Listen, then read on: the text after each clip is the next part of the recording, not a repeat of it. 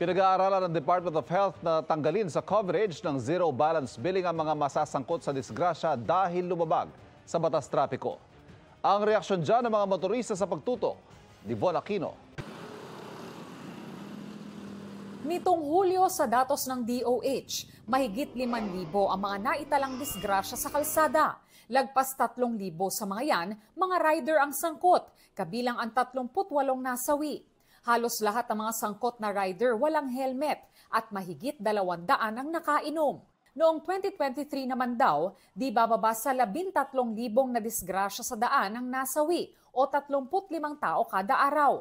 Para mabawasan ang mga road accident at mas madisiplina ang publiko sa batas trapiko, pinag-aaralan ng DOH na ang mga masasangkot sa road crashes dahil lumabag sa batas trapiko, tanggalin sa coverage ng zero balance billing kung saan gobyerno na ang sumasalo sa mga gastusin ng mga pasyenteng inadmit sa basic ward accommodation sa mga DOH hospital.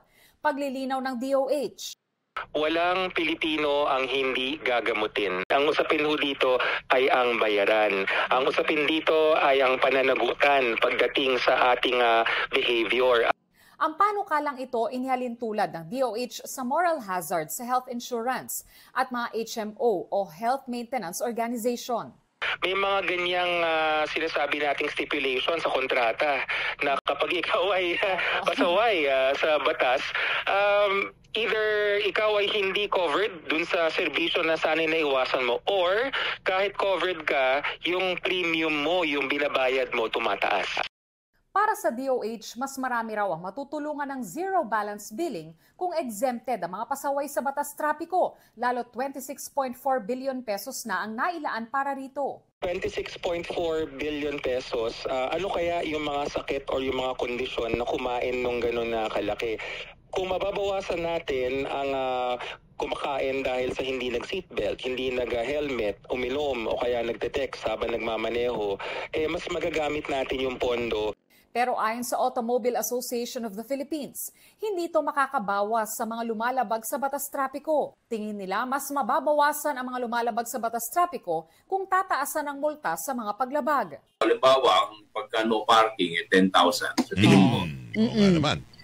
kikilabutan ka doon kasi kalahati ng sweldo mo sa loob ng isang buwan, ordinary manggagawa, mapupunta rin sa penalty. Tinanong din namin tungkol sa mungkahi ang ilang motorista. Dapat bigyan yun kasi mga naglumalabag sa batas hindi sila sumusunod, kaya sila nadidisgrasya. Kung gagawin nyo yung rules na gano'n with regards doon sa aming benefits sa PhilHealth, parang dinedeprive nyo kami sa aming karapatan.